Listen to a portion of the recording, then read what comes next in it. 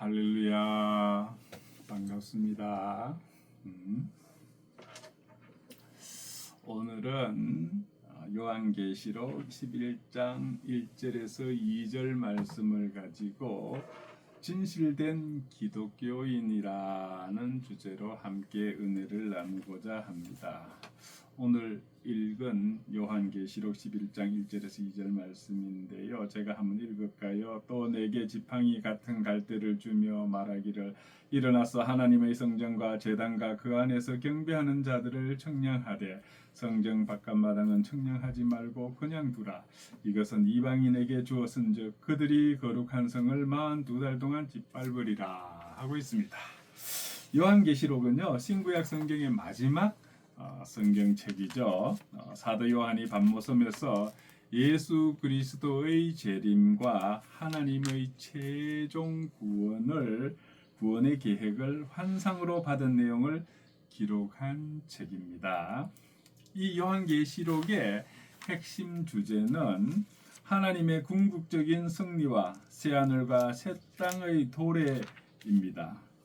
그래서 우리 요한계시록 막 예언이 나오니까는 두려운 책이라고 생각하는데 사실은 요한계시록은 소망의 책입니다. 현재의 고난 속에서도 성도는 하나님의 완전한 통치와 예수 그리스도의 재림을 바라보며 인내해야 한다는 내용입니다. 요한계시록 마지막 장과 절은요 22장 20절인데 아멘 주 예수여 오시옵소서 하고 있습니다. 자, 우리 은혜의 기간이 끝나면은 환난 기간이 옵니다. 성경 말씀에 네 종류의 인격에 대해서 설명하고 있습니다. 이 네 종류의 인격이라는 것은 영적인 인격, 육적인 인격, 혼적인 인격, 그리고 세상적인 인격을 말합니다. 영적인 인격은 고린도전서 2장 15절에 나오기를 신령한 자는 모든 것을 판단하나 자기는 아무에게도 판단을 받지 아니하느니라고 하고 있습니다. 여기에 해당하는 인물이 바울과 요셉과 회개한 다윗이 여기에 해당을 합니다. 그 다음 두 번째는 육적인 인격인데 이건 고린도전서 3장 1절에서 3절에 나옵니다. 여기는 자기중심적이고 감정적으로 행동하는 인격을 말합니다. 예를 들자면 사울 왕과 가룟 유다가 여기에 해당이 되겠습니다. 세 번째 혼적인 인격인데 이건 데살로니가전서 5장 23절에 나와요. 영적인 분별력보다와 생각과 감정에 치우치는 인격을 말합니다. 여기에는 나만 장군과 베드로가 바로 여기에 해당이 된다고 하겠습니다. 네 번째 마지막 인격은 세상적인 인격입니다. 요한일서 2장 16절에 보면 나오는데 하나님을 믿지 않거나 무시하는 자를 말합니다. 그런 인격을 죄의 본성에 지배받는 삶을 사는 자를 말합니다. 여기에 해당하는 인물은 바로 왕과 느부갓네살 또 부자 청년이 여기에 해당됩니다. 그래서 성경 말씀이 이 네 종류의 인격을 설명하고 있는데 나무로 만든 성전보다 성내에 속한 자, 즉 경배하는 자를 인격으로 표현합니다. 이 네 부류의 인격이 오늘날 교회 안에 있습니다. 성전 바깥은 이방 사람들이 교회를 짓밟게 됩니다. 물질 세계는 하나님이 창조했습니다. 성전에 속한 자가 얼마가 되는지 갈대 지팡이로 측량하라고 했습니다. 인격의 측정은 갈대 지팡이로 합니다. 예수님이 빌라도에 나아갈 때 예수님이 갈대 지팡이를 들고 나아갔습니다. 갈대 지팡이, 갈대 상기 어디 많이 들었죠? 저 한동대학교 옛날에 그 김영길 총장 사모님, 김영애 사모님이 그 갈대 상자는 책을 쓰고 또 그걸로 해서 많은 우리 헌금을 많이 했죠. 그래서 지금도 아마 한동대학교는 이 갈대 상자를 통해서 들어오는 재정적인 상당한 수입이 있을 것입니다. 예수님이 갈대 지팡이를 들고 빌라도 앞에 나아갔다고 했죠. 가시관을 씌우고 지팡이를 들게 한 것은 사실은 조롱의 대상이고 또 입에 이게 물리는 해융도 갈대 지팡이에서 끼워서 입에 갖다 댔다고 했죠. 이는 이 고난과 치욕의 십자가를 가르치고 있습니다. 신앙의 무게를 재는 자가 바로 십자가입니다. 십자가를 아는 자와 관계가 있고 얼마나 통과했는가인 것입니다. 성전에 속한 자는 구약시대 손으로 지은 건물의 성소와 지성소 사이에 희장이 있어서 잘못 들어가면은 죽습니다. 이 지성소에 잘못 들어가면 죽으니까는 1년에 한 번씩 제사장이 들어가죠. 들어갈 때는 방울을 달고 또 발에다가 끈을 묶어서 들어갑니다. 왜냐하면은 잘못하면 제사장도 죽거든요. 그러면 항상 지성소에는 아무도 들어갈 수 없고 제사장 혼자가 들어갔는데 딸랑딸랑딸랑 소리가 나면 살아 계신 거고, 딸랑딸랑 소리가 안 나면은 죽은 겁니다. 그러면 죽었다 그러면 들어가서 모셔 나오지도 못해요. 들어가면 또 죽으니까. 그래서 그때는 끈으로 발에 묶어놓은 끈을 당겨서 끌어내고 새로운 제사장이 다시 들어가게 되는 것입니다. 바로 이 지성소에는 피를 갖고 들어가야 합니다. 실제로 하나님이 그 안에 계시거든요. 지성소의 법궤 속에는 율법과 만나와 아론의 상난 지팡이가 있습니다. 제가 오래전에요, 우리 경희대학교의 학생들을 데리고 원주에 있는 예수사관학교를 간 적이 있습니다. 아주 그 당시에 그 변충구 목사님 막 군복 입고 다니면서 온 옷깃에다가 성경 말씀을 갖고 다니면서 항상 말씀으로 충만하신 분이에요. 그 원주에 강변에다가 배 모양의 큰 건물을 지어놓고 예수사관학교를 하고 있습니다. 그리고 그 배 모양의 건물 안에 가면은 이 지성소 모형이 있었어요. 그게 율법과 만나와 아론의 상난 지팡이 모형이 있었습니다.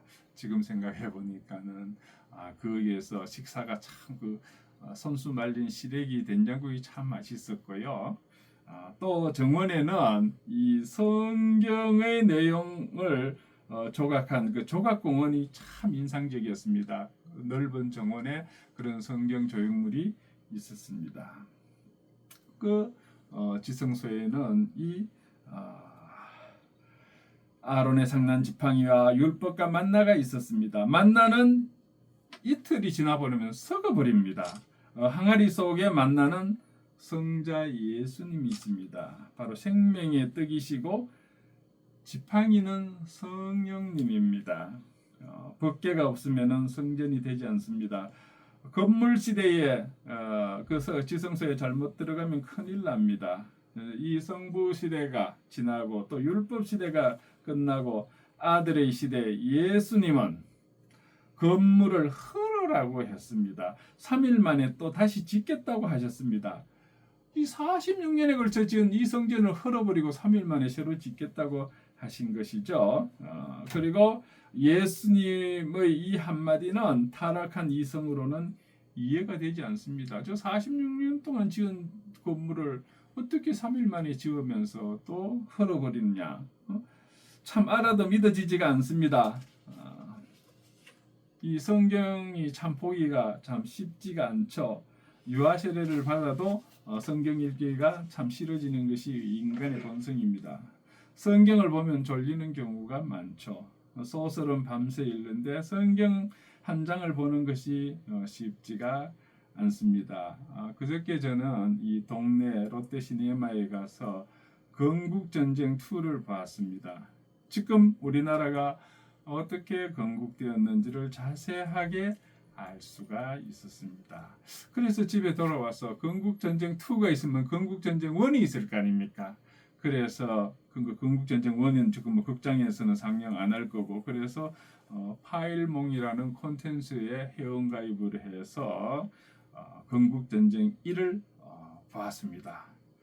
그리고 이 파일몽이라는 걸 봤더니 거기에 엄청난 영화들이 많아요. 그래서 그동안 제가 가물가물했던 영화들, 또 다시 보고 싶은 영화들 많지 않습니까? 그래서 제가 그 시칠리아에 가서 팔레르모하고 거기에서 대부 영화 촬영한 장소지 않습니까? 시네마 천국하고. 그래서 대부 먼저 또 이를 다운받아서 보았습니다. 뭐 이러다 보니까는 연휴가 긴 연휴가 금방 지나가더라고요. 그래서 보니까 재미있어요. 그 시간에 성경 읽어야 되는데 영화를 봤습니다. 참 부끄럽지만 뭐 그게 사실입니다. 우리가 소설은 밤새 읽는데 또 영화도 밤새 보는데 성경 읽기가 쉽지 않습니다. 땅의 인간은 땅의 소리, 육신 정욕의 소리를 좋아하고 생명이 와서 바꾸어지면은 말씀에 먼저 손이 가게 되는 것입니다. 성경 안에 생명의 놀라운 축복이 있습니다. 그러나 육신의 사람은 체질이 맞지 않아서 성경 읽기를 싫어합니다. 여러분, 성경 읽기가 싫으면은 내가 육신의 사람이 아닌가 그렇게 생각해 봐야 합니다. 예수님은 이 성전된 자기의 육체를 가리키십니다.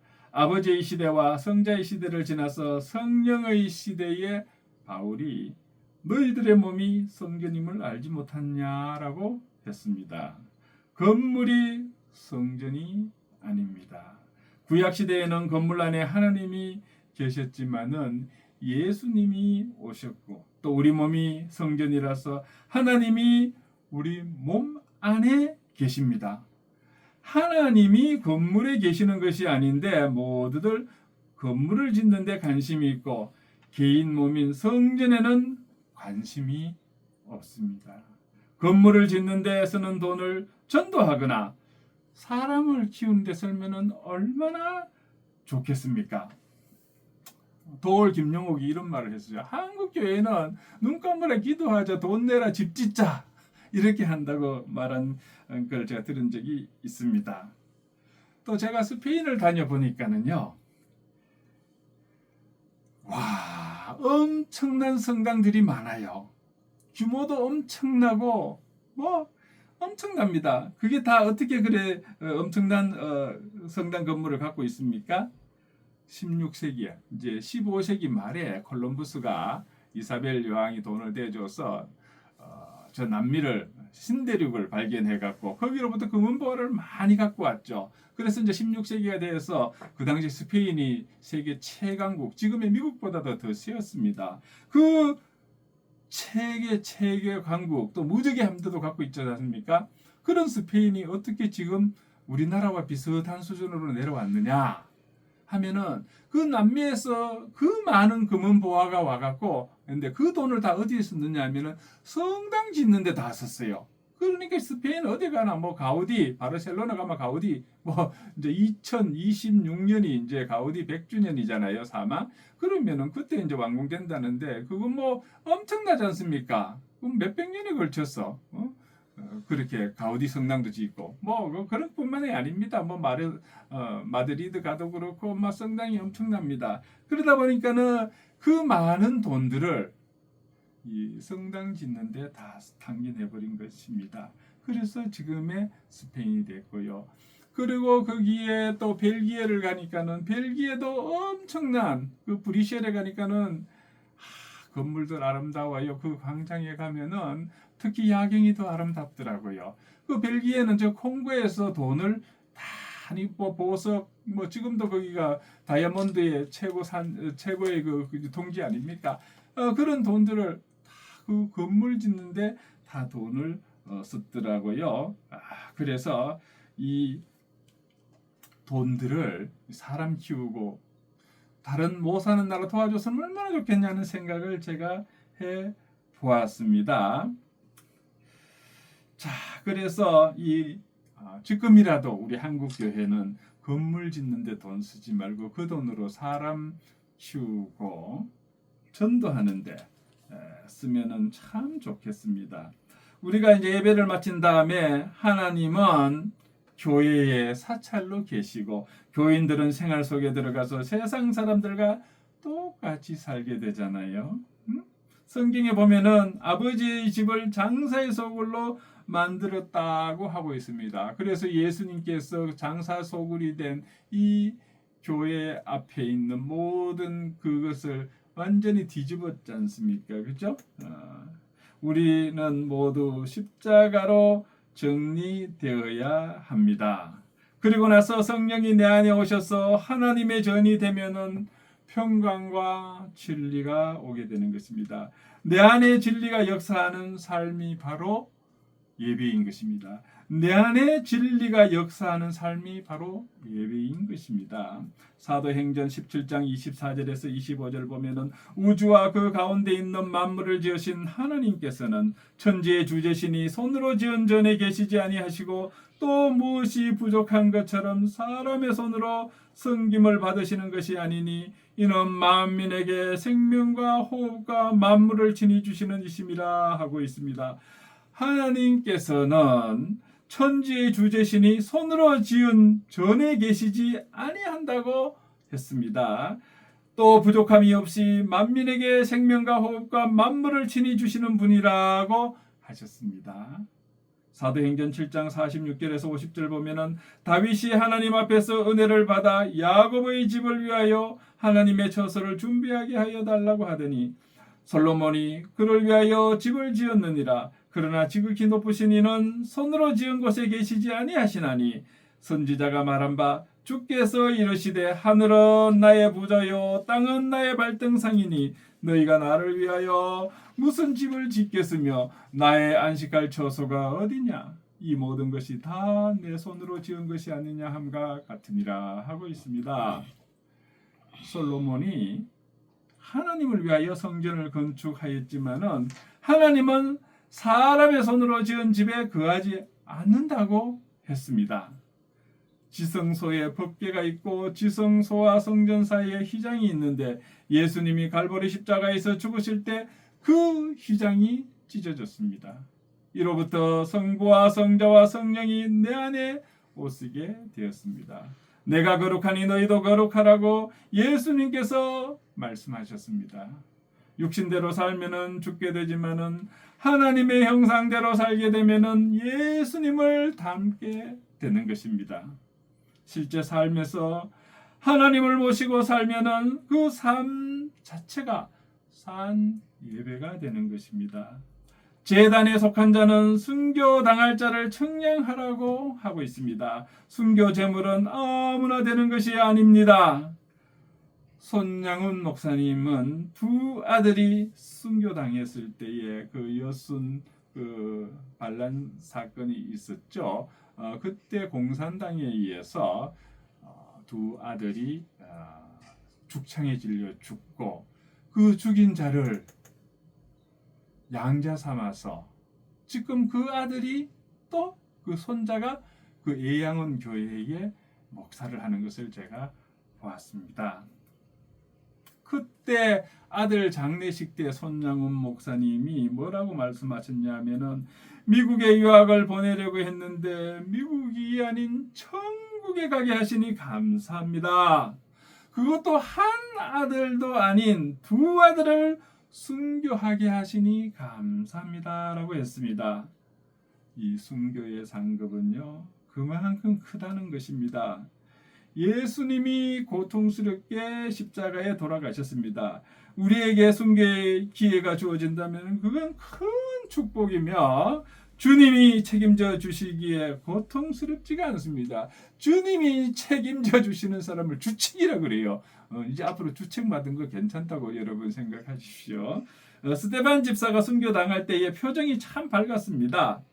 한국의 순교자들도 찬양과 감격 속에서 순교를 했습니다. 주기철 목사님도 순교의 제물이 되는 것이 영광스럽다고 했습니다.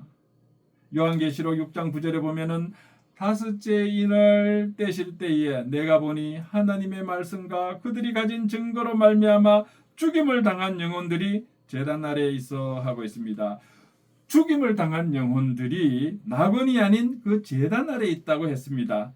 순교자들의 호소에 좀 쉬어가라고 하시면서 수가 찰 때 갚으리라고 11절에 말씀하고 있습니다. 제단에 속한 자가 거룩한 성도입니다. 즉 주를 위해 살다가 죽은 자를 말합니다. 그 안에 경배하는 자는 진실된 성도가 되지 못하고 겨우 구원을 얻은 신자인 것입니다. 성도와 신자를 구분해야 됩니다. 마당에 속한 자는 이방인이기 때문에 그냥 버려두라고 하십니다. 교회 안에 네 부류가 있다고 그랬습니다. 크게 두 개로 나누면 성도와 신자로 구분할 수가 있습니다. 성도는 구원받고 중생한 후에 성화되어서 십자가를 지고 성결된 생활을 하는 자를 말합니다. 중생 전에는 돈을 사랑했지만은 중생한 후에는 영혼을 사랑하게 됩니다. 말씀에 의해서 정체가 밝혀져야 마음이 가난하게 되어서 그 자리에 주님이 찾아오셔야 되는 것입니다. 구원과 믿음에도 몇 가지가 있습니다. 예수님을 믿고 말씀을 믿는 순간 영의 구원이 있으면 지옥은 면하지만은 세상의 백성과 똑같습니다. 혼과 몸이 마귀의 영역에 있습니다. 에베소서 2장은 첫 번째 구원이고 구원은 과거의 행위입니다. 빌립보서 2장 12절에 보면요. 그러므로 나의 사랑하는 자들아 너희가 나 있을 때뿐 아니라 더욱 지금 나 없을 때에도 항상 복종하여 두렵고 떨림으로 너희 구원을 이루라 하고 있습니다. 두 번째 구원을 지금 여기서 말하고 있습니다. 내가 없을 때 해도 너희의 구원을 이루라고 했습니다. 영은 구원받았지만은 마음은 세상 사람들과 똑같습니다. 그러니까는 영은 구원받는데 영은 하얗고 마음은 새까맣습니다. 두 마음을 품은 자여 마음의 구원을 이루라고 하십니다. 히브리서 9장 28절에 보면은 이와 같이 그리스도도 많은 사람의 죄를 담당하시려고 단번에 들으신 바 되셨고 구원에 이르게 하기 위하여 죄와 상관없이 자기를 바라는 자들에게 두 번째 나타나시리라 하고 있습니다. 구원에 이르게 하기 위하여 두 번째 나타나시리라고 했습니다. 이는 마지막 몸의 구원을 말합니다. 늙고 병든 몸도 재림시에는 변화됩니다. 이것이 구원의 완성입니다. 우리는 구원의 과정에 있는 것입니다. 첫 번째는 영의 구원이요. 둘째 번에는 마음의 구원입니다. 우리는 그 과정에 있는 이맛박에다가 공사 중이라고 써놓아야 합니다. 십자가를 지면은 생명과 위로가 넘칩니다. 첫째의 구원은 중생이요, 둘째의 구원은 성화입니다. 마음이 성화되면은 주님을 따르기가 참 쉽습니다. 마음이 성화되면은 주님 따르기가 참 쉬워요. 나의 토력이 필요 없습니다. 나의 노력이 필요 없어요. 여기에 이제 파리 한 마리가 저 태평양을 건너 미국 뉴욕으로 간다고 봅시다.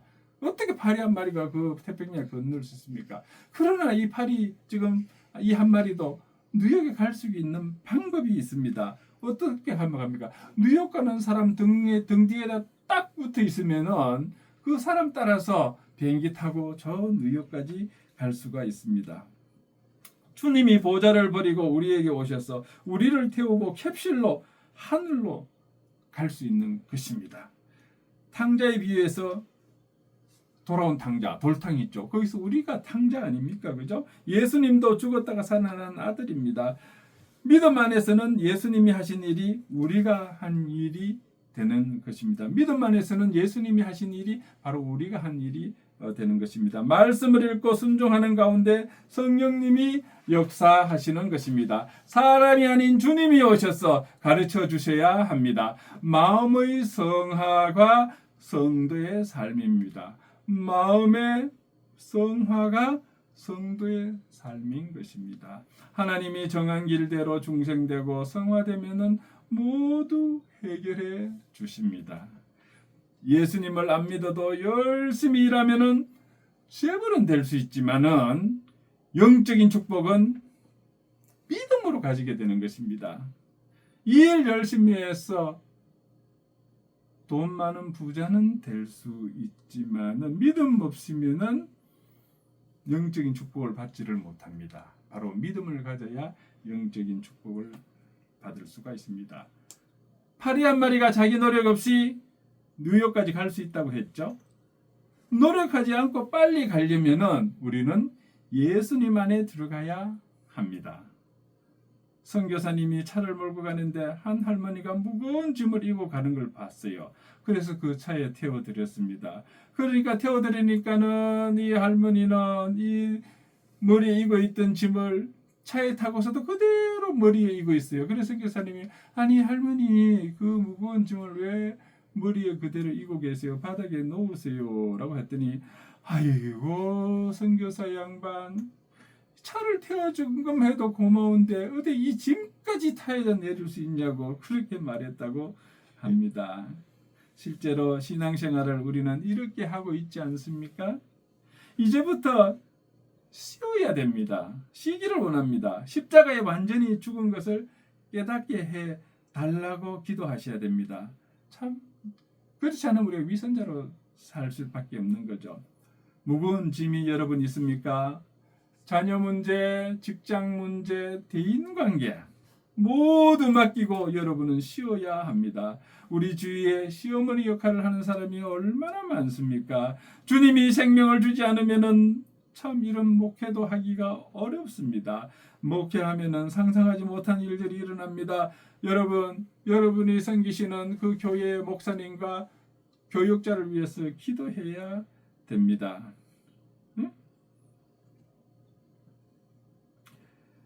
목사님과 그 교육자들은 힘이 있어야 됩니다. 그런데 힘이 있으려면 짐이 있어야 돼요. 짐 없는 힘은 없는 것입니다. 죄와 짐이 없으면 쉴 수가 없습니다.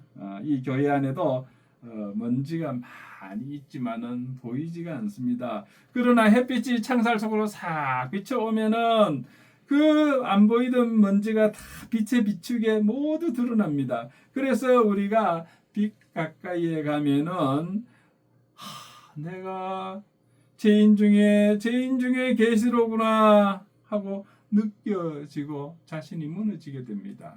바울이 개인 중에 본인이 계수라고 그랬지 않습니까? 뭐라고 그러십니까? 빛에 가까이 갔으니까 그걸 깨닫게 되는 것입니다. 우리는 빛에 가까이 갔지 않았기 때문에 내가 크게 큰 죄인인 걸 잘 모를 뿐입니다. 죽으면 편하죠. 죽지 않고 잘났다고 내세우니까는 싸우게 되는 거 아닙니까? 죽은 죄인이 어떻게 싸웁니까? 죽음이 있는 곳에는 평화가 있습니다. 공동묘지에 가보면 얼마나 평화롭습니까? 추석 연휴를 지내고 여러분 성묘 다녀오셨죠? 가보니까 그 무덤 얼마나 평안합니까? 그죠? 누가 무덤에서 삿대질하는 거, 고함치는 거 보았습니까? 능력이 없고 연약한 자식에게 부모가 더 신경을 우리가 많이 쓰게 되죠. 똑똑한 자식에게는 뭐 별 관심 안 줘도 잘 자라고 잘 가게 돼 있습니다. 나의 정체를 알면은 진리 앞에 굴복하지 않을 수가 없습니다. 빛의 자신이 드러내어 모두 해결받는 저와 여러분이 되기를 주님의 이름으로 축복합니다. 덮어두고 고치지 않으면 죽게 되어 있습니다. 하나님은 우리의 손보다 마음과 중심을 원하십니다. 하나님이 원하시는 우리는 하나님의 형상대로 지어졌습니다. 따라서 하나님 안에서 믿음 안에서 우리가 살아야 합니다.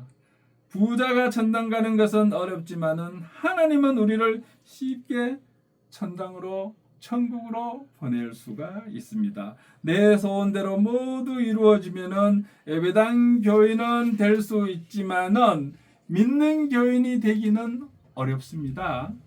믿을 바에는 여러분 신자가 아닌 성도가 되어야 합니다. 진리를 몰랐다면은 정욕대로 행했을 것입니다. 시간과 돈이 없어서 죄를 짓지 못한 것 여러분 감사해야 됩니다. 물질이 풍부해지고 명예가 생기면은 육신대로 살게 되는 것이 바로 우리 인간의 생리입니다. 뭐 검찰총장도 혼외자를 두는 걸 봤죠, 그렇죠? 진리의 말씀에 비추어야 인간의 본질이 드러납니다. 말씀은 거울입니다. 말씀이 죄인임을 알게 해주는 것입니다. 죄인임을 알고 주님 앞에 나아가면은 보혈로 깨닫게 해주시면 바로 해결해 주십니다. 성도가 아닌 신자는 자신을 위해 사는 것이 아닙니다. 살다 보면 남모를 고민이 많습니다. 생각마저 잡혀 쓸데없는 생각에 잡힐 때가 있습니다. 여러분 우리 인간의 하루에 몇 가지 생각을 하는지 아세요? 어렵지 않아요. 5만 가지라고 했지 않습니까? 5만 가지 생각한다 그랬지 않습니까? 그죠? 참 생각마저 잡혀 쓸데없는 생각이 잡힐 때 우리 참 많죠. 주님께서 지각에 뛰어난 평강으로 마음을 지켜주셔야 합니다. 성령님의 감동에 사로잡혀야 하는 것입니다.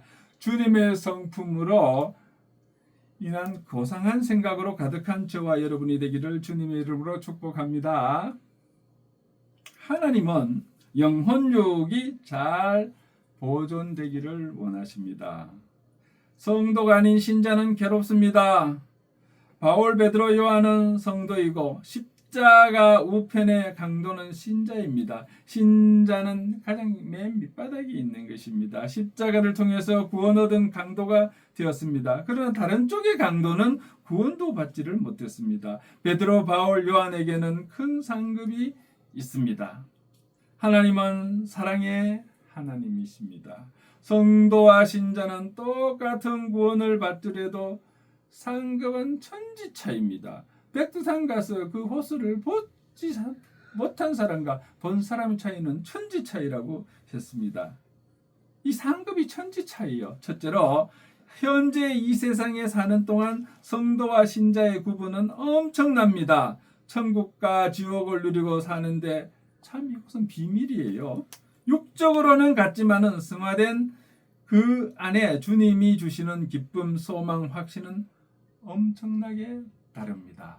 우리 같이 이 세상에 살고 이렇게 몸을 맞대고 살지만은 그 삶의 천지 차이가 있다는 것입니다. 신자는 구원이 있지만은 괴롭고 답답합니다. 성도는 죄와 사망에서 생명으로 해방을 얻습니다. 신자는 유혹이 오면은 이기기도 어렵습니다. 둘째로 앞으로 은혜의 기간 후 환난 기간 중에 성도는 이기면서 휴거됩니다. 신자는 환난을 통과해야 합니다. 이는 성경에서 그렇게 설명하고 있습니다. 육적으로 믿어지지 않아도 전도해야 되죠. 우리는 제3차 대전은 반드시 일어납니다. 불과 유황 연기로 지구의 인구의 3분의 1이 적거든 지금 한 80억 가까이 75억에 80억 되면 한 25억에서 30억 명 것이 죽게 된다는 거예요. 3차 전쟁이 나면은. 그러면 무슨 전쟁이겠어요? 핵전쟁 아니겠어요? 어저께 그 북한에서 밤에 그 사열하는 거 봤죠? 그 무기들 이렇게 하는 거 보세요. 거기다가 뭘 달고 뭘 달면 핵을 달면 핵무기가 되고 뭐 저 미국까지도 날아간다고 그러지 않습니까? 그죠?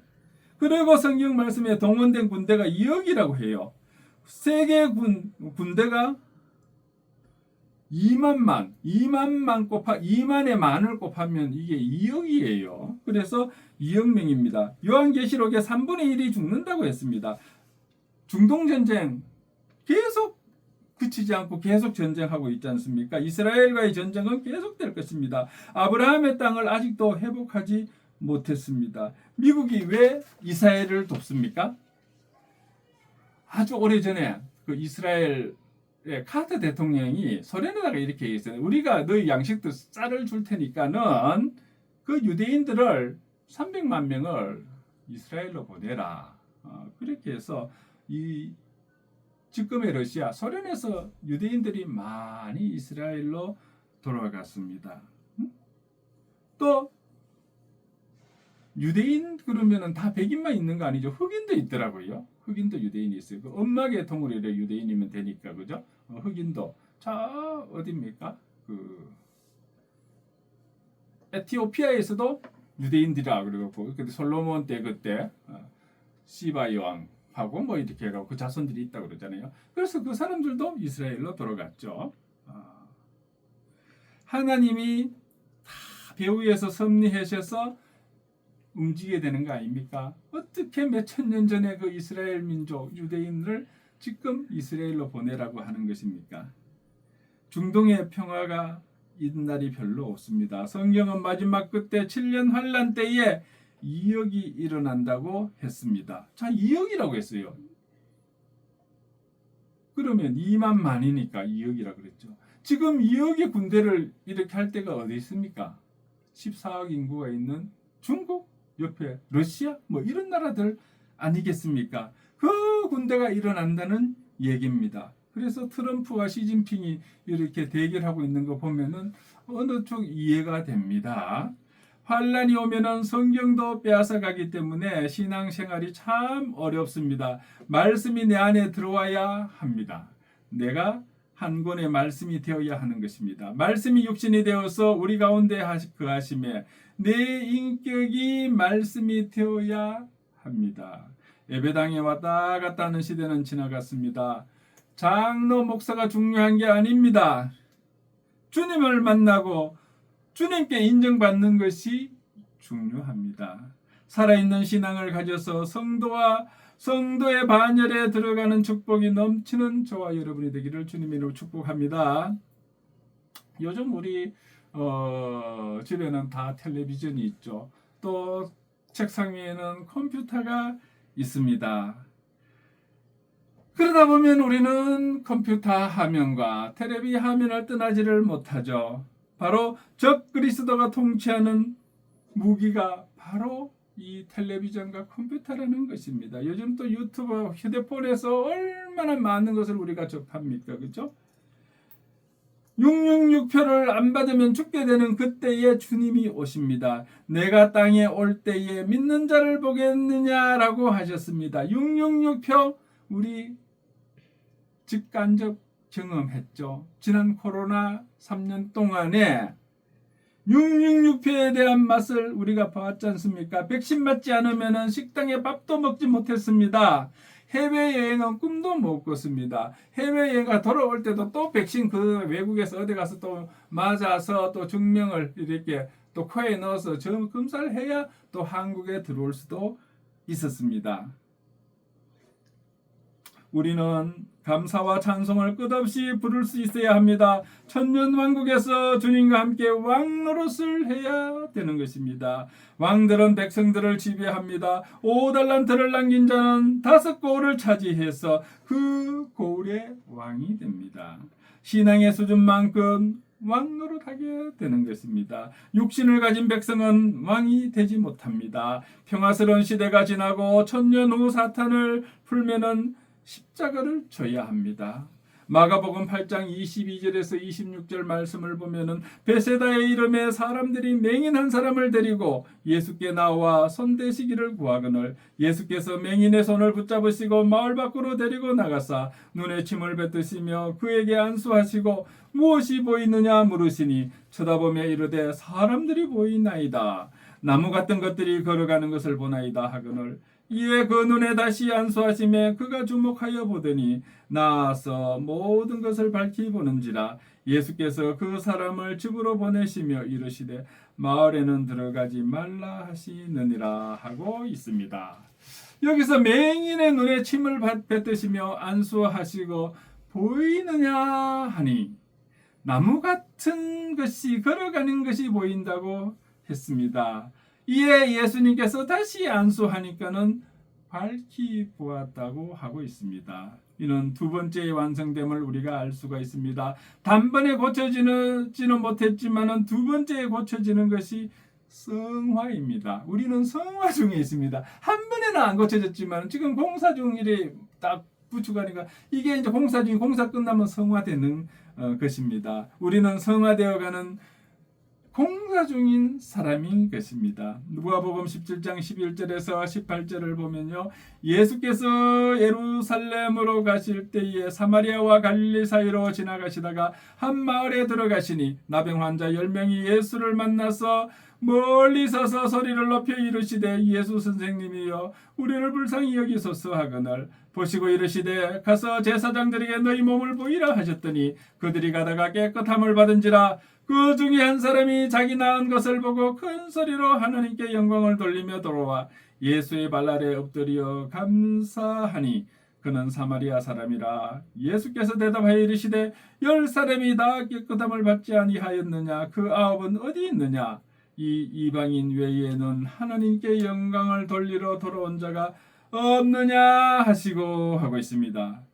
10명의 문둥병자 중에 딱 한 명만 와서 예수님께 감사하고 하나님께 영광을 돌렸습니다. 고침받은 9명은 제 갈 길로 갔습니다. 한 명만 제 갈 길을 포기하고 주님께 왔습니다. 여러분, 전도가 참 어렵죠? 100명 전도하면은 한 명 교회에 나옵니까? 그래 실망했습니까? 여러분 실망하지 마십시오. 왜냐?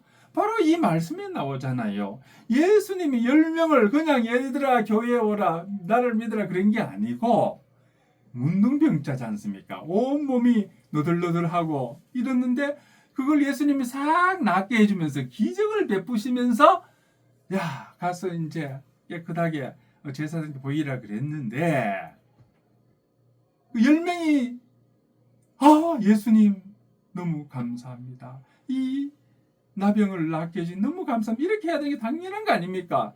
또 누가 그랬습니까? 예수님이 하셨지 않습니까? 예수님이 손수 낫게 해주시는 거 10명이 당장 돌아와서 하나님께 영광을 돌려야 됨에도 불구하고 딱 한 명 플로테이즈라면 10%만 돌아와서 하나님께 영광 돌렸습니다. 그러면 우리는 예수님처럼 기적도 못 일으키고 그냥 말로만 전도했는데 그중에 100명 중에 한 명 왔습니다. 이거는 대성공인 것입니다. 그래서 100명한테 전도해서 한 명 전도했다고 실망하지 마십시오. 그거 대단한 것입니다. 오늘 이 말씀에서 은혜 받으시기를 바랍니다. 구원을 얻고도 육을 쫓아가는 사람은 신자이고 주님께 돌아와서 하나님께 영광을 돌린 자는 성도입니다. 여러분은 신자의 삶을 살지 말고 성도의 삶을 살아야 되는 것입니다. 누가복음 7장 47절에 48절 보면 이러므로 내가 네게 말하노니 그의 많은 죄가 사하여 줬도다. 이는 그의 사랑함이 많음이라. 사함을 받은 일이 적은 자는 적게 사랑하느니라. 이에 여자에게 이르시되 내 죄 사함을 받았느니라 하시니 하고 있습니다. 많은 탕감을 받은 자가 사랑함이 더 많다고 했습니다. 사함 받은 일이 적은 자는 적게 사랑한다고 했습니다. 육이 깨어지는 것이 많을수록 성화되는 만큼 하나님을 더 사랑하게 되는 것입니다. 남의 눈 안의 티보다 자기 눈에 들보를 먼저 빼야 합니다. 십자가에 죽는 것이 사함 받는 것입니다. 우리가 십자가에 죽고 영뿐만이 아니라 마음까지 용서받고 밝아져야 합니다. 우리는 온전하게 보는 눈을 가져야 합니다. 그것이 주님께 영광을 돌리는 삶입니다. 그렇게 함으로써 주님을 더 깊이 사랑하는 저와 여러분이 되기를 주님의 이름으로 축복합니다. 우리가 깨어질수록 주님을 더 사랑하게 됩니다. 연애할 때에 마음이 흡족하면은 허물도 곱게 보이고 처갓집 말뚝 보고도 절을 하게 된다는 말도 있지 않습니까? 남자는 주는 데서 만족을 누리지만 여자는 받는 데서 만족을 느낍니다. 남자는 줄 때도 용감해지고 여자는 사랑을 받을 때에 더 여성스러워집니다. 사랑은 외모에 있지 않습니다. 용서를 많이 받을수록 주님을 더 사랑하게 된다고 하셨습니다. 주님을 사랑하면은 옆에 이웃도 사랑하게 되는 것입니다. 주님을 더 사랑하고 이웃을 더 사랑하는 때까지 승화되는 저와 여러분 되기를 주님의 이름으로 축복합니다. 기도하겠습니다. 하나님 아버지, 오늘 진실된 기독교인에 대해서 함께 은혜 나누게 하시니 감사를 드립니다. 주님의 영이 작용해서 우리 자신을 발견하는 은혜를 깨닫게 하여 주시옵소서. 버릴 것은 버리고 취할 것은 취하는 은혜를 내려주시기를 간절히 원합니다. 놀라운 평강으로 마음과 생각을 지켜주시기를 간절히 원합니다. 신자가 아닌 성도로 거듭나기를 원합니다. 우리는 오늘도 성화를 위해서 거듭나는 공사 중에 있습니다. 공사 중인 우리의 죄를 사함받고 치움받은 내용을 예수님께 고백하면서 하나님께 영광 돌리는 저희들이 되기를 원합니다. 우리 앞에 놓인 십자가를 피하지 않고 바로 감당하는 저희들이 되기를 원합니다. 하나님께서 우리에게 역사하시고 홀로 영광 받으시고 하나님으로부터 힘을 받고 돌아가는 성도들이 되게 하옵기를 간절히 바라오며 자비로우신 우리 주 예수 그리스도 이름으로 기도드리옵나이다. 아멘.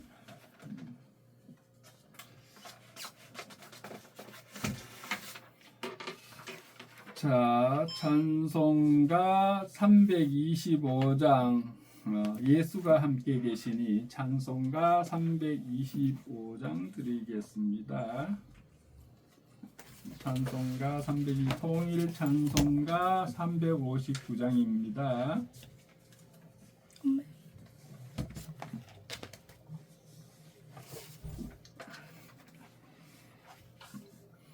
예수가 함께 계시니 예수가 함께 계시니 시험이 오나 겁없네. 기쁨의 근원 되시는 예수를 위해 삽시다. 날마다 주를 섬기며 날마다 주를 기리며 그 사랑 안에 살면서 딴 길로 가지 맙시다.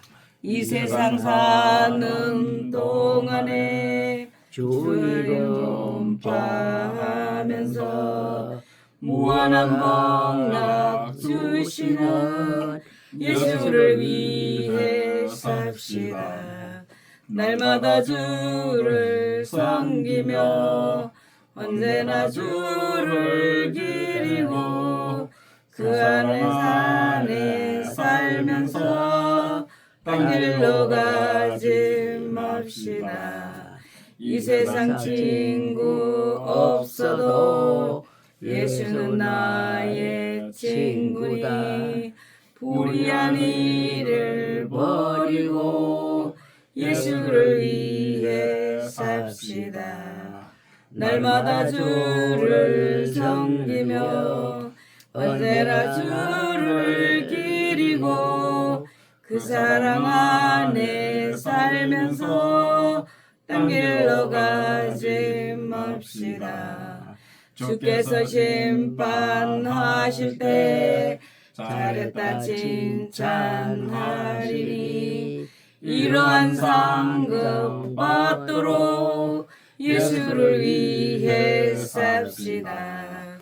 날마다 주를 섬기며 언제나 주를 기리고 그 사랑 안에 살면서 딴 길로 가지 맙시다.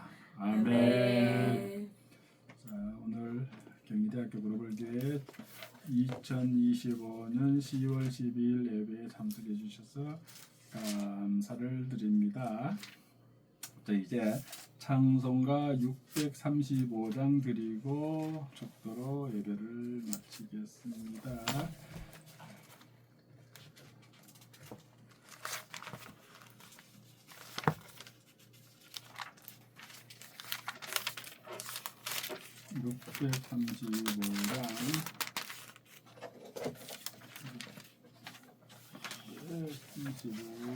드리겠습니다. 찬송가 650 주기도문이 되겠습니다. 하늘에 계신 아버지 이름으로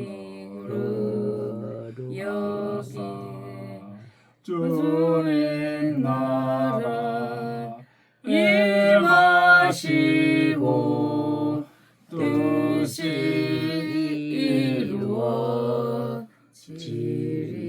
이루어지리다. 일용할 양식 주시고 우리들의 큰 죄 다 용서하시고 또 시험에 들게 마시고 악에서 구원하소서. 대개 주의 나라 주의 권세 주의 영광 영원히